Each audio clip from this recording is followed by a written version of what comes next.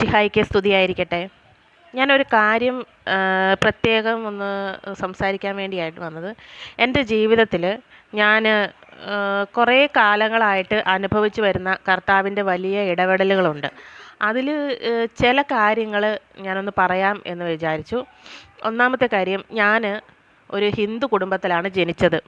എൻ്റെ വീട്ടിലെല്ലാവരും ഹിന്ദു വിശ്വാസികളാണ്. എൻ്റെ അമ്മയുടെ കുടുംബമൊക്കെ വീട്ടിൽ അമ്പലവും ക്ഷേത്രങ്ങളൊക്കെ ഉണ്ട്. അവിടെ എല്ലാം പൂജകളും കാര്യങ്ങളും ആ ചിട്ടയിൽ വളർന്ന ഒരു കുടുംബമാണ്. അതേപോലെ തന്നെ ഞങ്ങളെയും അങ്ങനെ തന്നെയാണ് വളർത്തിയത്. ഈ അമ്പലത്തിൽ പോകുന്നതൊക്കെ വീട്ടിലൊരു നിർബന്ധമായിരുന്നു. ഇപ്പം നമ്മൾ ഞായറാഴ്ച ദിവസങ്ങളിൽ പള്ളിയിൽ പോയില്ലെങ്കിൽ വീട്ടിൽ കിടന്ന് നമ്മുടെ കാരണവന്മാർ ബഹളം വെക്കുന്ന പോലെ എൻ്റെ അമ്മയും അച്ഛനും ആയിക്കോട്ടെ, ഇവർ അമ്പലത്തിൽ പോയില്ല എന്നുണ്ടെങ്കിൽ ഭയങ്കര പ്രശ്നം ഉണ്ടാക്കുമായിരുന്നു.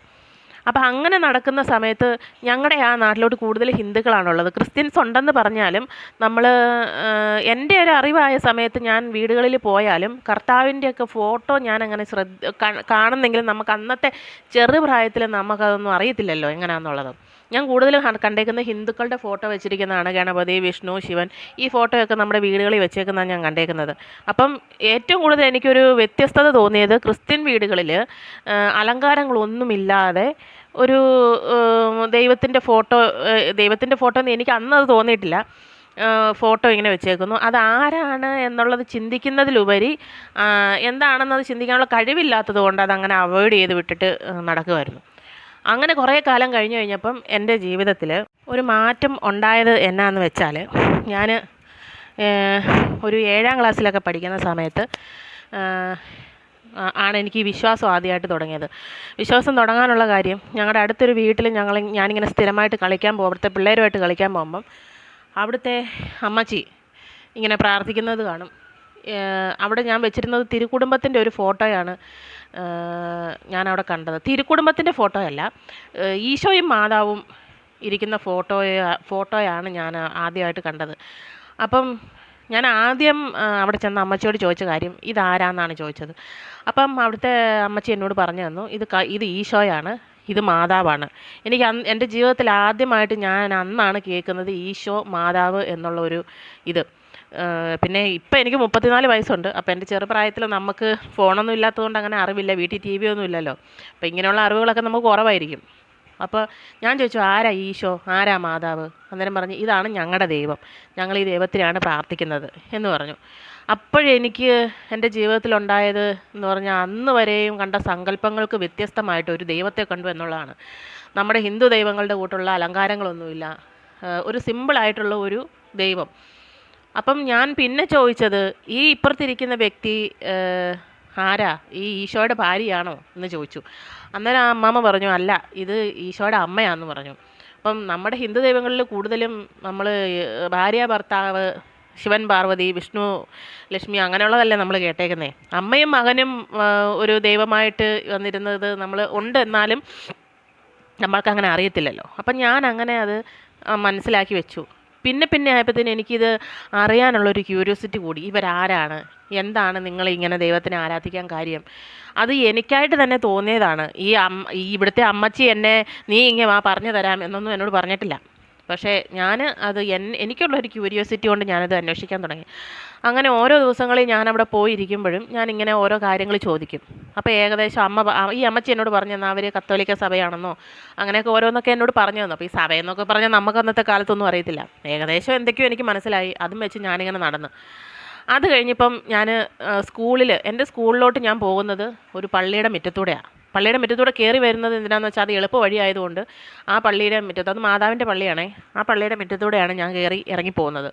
അങ്ങനെ സ്ഥിരമായിട്ട് ഈ പള്ളിയുടെ ഫ്രണ്ടിൽ കൂടെ പോകുമ്പോൾ ഈ പള്ളി എന്നും അടച്ചിട്ടേക്കും. തീർത്ഥാടന പള്ളികളാണല്ലോ എപ്പോഴും തുറന്നിടുന്നത്.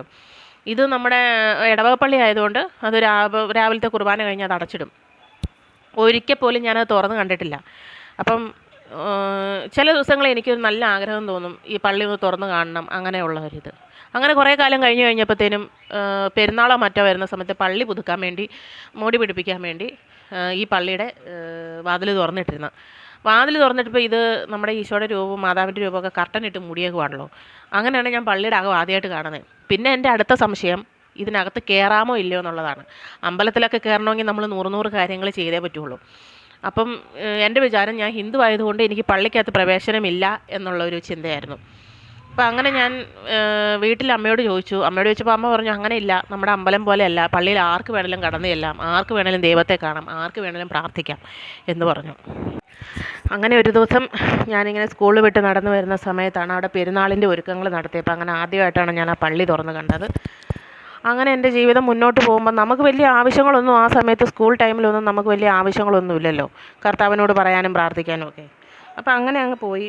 ഒരു 7ാം ക്ലാസ്സിൽ പഠിക്കുന്ന സമയത്ത് ഞാൻ കർത്താവിൻ്റെ ഏറ്റവും വലിയൊരു ഇടപെടൽ അനുഭവിക്കുന്ന ഒരു അവസരം ഉണ്ടായി. കാരണം ഇപ്പോൾ അത് പറയുമ്പം തന്നെ എൻ്റെ മേത്തൂടെ ഇങ്ങനെ രോമം എഴുന്നേറ്റ് നിൽക്കുന്നു, അതുപോലത്തെ ഒരു ഫീലാണ്. ഇടപെടലുണ്ടായത് എങ്ങനെയാണെന്ന് വെച്ചാൽ, ഈ ഒരു സംഭവം എനിക്കിത് പബ്ലിക്കിൻ്റെ മുമ്പിൽ പറയേണ്ടി വന്നതുകൊണ്ട് ഞാൻ എൻ്റെ മുഖം കാണിക്കാൻ ഉദ്ദേശിക്കുന്നില്ല. കാരണം നമ്മളിപ്പോൾ ഒരു ഫാമിലിയായിട്ട് ജീവിക്കുന്ന സമയമാണ്, അതുകൊണ്ടാണ്. പക്ഷേ ഈ കാര്യം എൻ്റെ ഭർത്താവിനും അറിയാം, ഇപ്പോൾ അതിൻ്റെ വീട്ടിലും അറിയാം.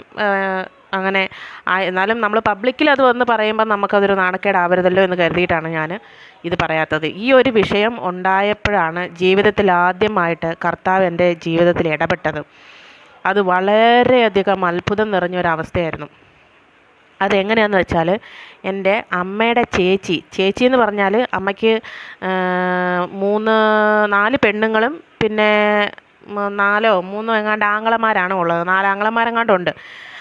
അപ്പം ഈ അമ്മയുടെ മൂത്ത ചേച്ചിയുടെ മകൻ, അവർക്ക് 2 മക്കളാണ് ഉള്ളത്, 2 ആണുങ്ങളാണ്. മൂത്ത വ്യക്തിയുടെ കല്യാണം കഴിഞ്ഞ് ഈ പുള്ളിയും അയാളുടെ ഭാര്യയും കൂടെ നമ്മുടെ വീട്ടിൽ വിരുന്ന് വന്നു. കല്യാണം കഴിഞ്ഞിട്ട് ഏകദേശം ഒരു 10-15 ദിവസത്തിന് ശേഷമാണ് നമ്മുടെ വീട്ടിൽ വിരുന്ന് വരുന്നത്.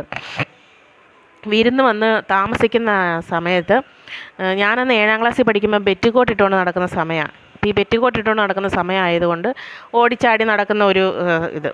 അപ്പം ഇത് അമ്മയുടെ ചേച്ചിയുടെ മകൻ എന്ന് പറയുമ്പം എൻ്റെ കൂടപ്പറപ്പെന്ന് പറയാം, സഹോദരനാണ്. അതിലുപരി നമുക്ക് നമ്മുടെ ഏത് അച്ഛൻ്റെ സ്ഥാനത്ത് കാണാം, അങ്ങനെയുള്ള ഏത് ഇതിലും നമുക്ക് കാണാൻ പറ്റും. ആ വ്യക്തി എന്നോട് അപമര്യാദയായിട്ട് പെരുമാറുന്ന ഒരവസരം ഉണ്ടായി. അത് എങ്ങനെയാണെന്ന് പറഞ്ഞാൽ, നമ്മുടെ വിരുന്ന് വന്ന സമയത്ത് വീട്ടിൽ പെണ്ണുങ്ങളെല്ലാം അടുക്കളയിൽ ബിസി ആയിരിക്കുന്ന സമയത്ത് ഞാൻ TV കാണുന്ന സമയത്ത് ഈ വ്യക്തി വന്ന് എൻ്റെ പ്രൈവറ്റ് പാർട്ടിൽ ആവശ്യമില്ലാതെ സ്പർശിക്കുകയുണ്ടായി. ഞാൻ ചെറുതായതുകൊണ്ട് അത് തെറ്റാണെന്നുള്ളത് എനിക്ക് ബോധ്യമുണ്ട്, പക്ഷേ എന്താണ് സംഭവിക്കുന്നത് എന്നുള്ളത് എനിക്കറിയത്തില്ല. അപ്പം എനിക്കത് പേടിയായിപ്പോയി, മനസ്സിലതൊരു പേടി തട്ടിപ്പോയി. ഞാൻ അന്നേരം തന്നെ അവിടെ നിന്ന് ഉറക്കം നിലവിളിച്ചപ്പോൾ എൻ്റെ അമ്മ ഓടി വന്ന് ചോദിച്ചപ്പോൾ എനിക്ക് ഒന്നും പറയാൻ പറ്റിയില്ല. എന്നിട്ട് അമ്മ സാധാരണ ഞാനൊരു കുരുത്തക്കേടുകൾ കാണിച്ച് അതും ഇതും ചെയ്തിട്ട് ബഹളം ഉണ്ടാക്കി നടക്കുന്ന ഒരു വ്യക്തി ആയതുകൊണ്ടാവണം അമ്മ അത് കാര്യമാക്കിയതുമില്ല.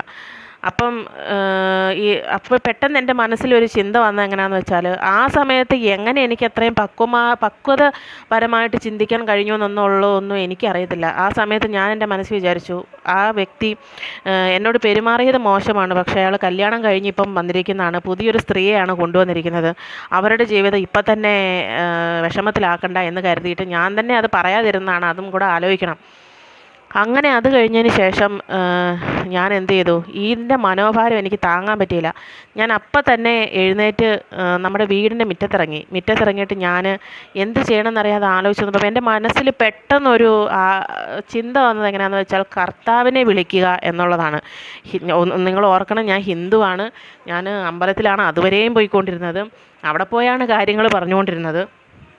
ആ സെക്കൻഡിൽ എനിക്ക് തോന്നിയത് കർത്താവിനെ വിളിക്കുക എന്നുള്ളൊരു ചിന്ത എനിക്ക് തോന്നിയത്. ഞാൻ ഉടനെ തന്നെ മുട്ടുകുത്തി ആ മുറ്റത്ത് തന്നെ, ആ മുറ്റം എന്ന് പറഞ്ഞു കഴിഞ്ഞാൽ കല്ലും മണ്ണും ഒക്കെ ഉള്ള മുറ്റം തന്നെയാണ്, അവിടെ ഞാൻ മുട്ടുകുത്തി നിന്ന് കൈകൾ ഉയർത്തി ആകാശത്തേക്ക് ഉയർത്തി നിന്ന് പ്രാർത്ഥിച്ചു. അപ്പം ഈ ഒരു പ്രാർത്ഥനാ രീതിയാണ് ചിലയിടങ്ങളിലൊക്കെ ഞാൻ കണ്ടിരിക്കുന്നത് കൊണ്ട് എനിക്കത് മനസ്സിലായി. അപ്പം ഞാൻ അതേ രീതിയിൽ ഞാൻ മുട്ടുകുത്തി ആകാശത്തോട്ട് കൈകൾ ഉയർത്തി, കർത്താവേ ഇതെന്തൊരവസ്ഥയാണ് ഈശോയെ, എനിക്ക് ഭയങ്കരമായിട്ട് വിഷമമാകുന്നല്ലോ, എന്നോട് എന്തുകൊണ്ടാണ് ഇങ്ങനെ പെരുമാറിയത്, എൻ്റെ വിഷമം നീ കാണുന്നില്ലേ കർത്താവേ എന്ന് ഞാൻ പൊട്ടിക്കരഞ്ഞുകൊണ്ടിരുന്ന സമയത്ത് അതായത് ഇത് വേനലവധിക്കാലമാണെന്ന് നമ്മൾ ഓർക്കണം. വേനലവധിക്കാലം എന്ന് പറഞ്ഞു കഴിഞ്ഞാൽ അന്ന് മഴയൊന്നും പെയ്യുന്ന സമയമല്ല. ആ സമയത്ത് ഞാൻ മുട്ടുകുത്തി നേരെ നോക്കി നിന്നത് കിഴക്ക് വശത്തോട്ടാണ് ഞാൻ നോക്കി നിന്നത്. കാരണം വീടിൻ്റെ കിഴക്ക് അതാണ്. അവിടെ ആകാശത്തിൽ ഞാൻ നോക്കിയ ഭാഗത്ത് 3 വെള്ളിടി വെട്ടി. അത് 3 പ്രാവശ്യം വെള്ളിടി വെട്ടി. 3 പ്രാവശ്യം വെള്ളിടി വെട്ടിയപ്പം പെട്ടെന്ന് ഞാൻ വിചാരിച്ചു മഴയുടെ ഇതാണ്. പക്ഷെ മഴയുടെ കോളൊന്നുമല്ല. അന്ന് നല്ല നിലാവുണ്ട്. നമുക്ക് നല്ലപോലെ ഇന്ന് കാണുന്ന പോലെയല്ല, നക്ഷത്രങ്ങളിങ്ങനെ അരി വിതറിയതുപോലെയാണ്. പിന്നെ ചന്ദ്രനുണ്ട്, സൂര്യനുണ്ട്. ആ സമയത്ത് 3 വെള്ളിടി വെട്ടി. ഈ വെള്ളിടി വെട്ടി അത് ഞാൻ കാര്യമാക്കാത്തതല്ല, ഞാനത് കണ്ടു. ഞാൻ പിന്നെ ആ ഒരവസ്ഥയിൽ നിന്ന് മാറി. പിന്നീട് ഒരു 1-2 ആഴ്ചയോളം, എനിക്ക് തോന്നുന്നു, അത് കറക്റ്റ് സമയം എനിക്ക് ഓർമ്മയില്ല, 1-2 ആഴ്ചയോ 1 മാസത്തോളം എടുത്തു എന്ന് തോന്നുന്നു. ആ അനാവശ്യമായിട്ട് എൻ്റെ അടുത്ത് പെരുമാറിയ വ്യക്തിയുടെ കണ്ണ് രണ്ടും കാഴ്ച നഷ്ടപ്പെട്ടു പോയി. കാഴ്ച നഷ്ടപ്പെട്ടെന്ന് പോയാൽ ഒരാൾ ഫ്രണ്ടിൽ നിന്നാൽ പോലും അയാൾക്ക് കാണാൻ പറ്റാത്ത അവസ്ഥയിലേക്കായിപ്പോയി. അവരുടെ നാട്ടിൽ നിന്ന് തന്നെ പല ആൾക്കാർ വന്ന് പലയിടത്തായിട്ട് കൊണ്ടുപോയി ഡോക്ടർമാരെ കാണിച്ചു. കണ്ണ് മാറ്റി വയ്ക്കുന്ന ചിന്തയിലേക്ക് വരെ, കണ്ണ് ഡൊണേറ്റ് ചെയ്ത് കിട്ടുന്ന അവസ്ഥയിൽ തന്നെ കണ്ണ് മാറ്റി വയ്ക്കുന്ന ഒരു ചിന്തയിലേക്ക് ചെന്നപ്പോൾ തന്നെ ടെസ്റ്റുകളിൽ പുതിയ കണ്ണ് പോലും വെക്കാൻ മേലാത്ത അവസ്ഥയിലായിപ്പോയി. അത് എന്തൊരു മിറാക്കിളാണെന്നുള്ളതൊന്നും നമുക്കറിഞ്ഞുകൂടാ. പക്ഷേ എൻ്റെ വിശ്വാസത്തിൽ അതെൻ്റെ കർത്താവ് എന്നോട് കാണിച്ച കർത്താവ് പകരം വീട്ടും എന്നൊന്നും അല്ല ഞാൻ പറയുന്നത്. പക്ഷേ കർമ്മഫലം എന്നുള്ളതൊരെണ്ണം ഇതുണ്ട്. അത് ദൈവം കണ്ടത് തന്നെയാണ്. അങ്ങനെയാണ് ആദ്യമായിട്ട് ഞാനൊരു ദൈവസ്നേഹം അനുഭവിക്കുന്നത്.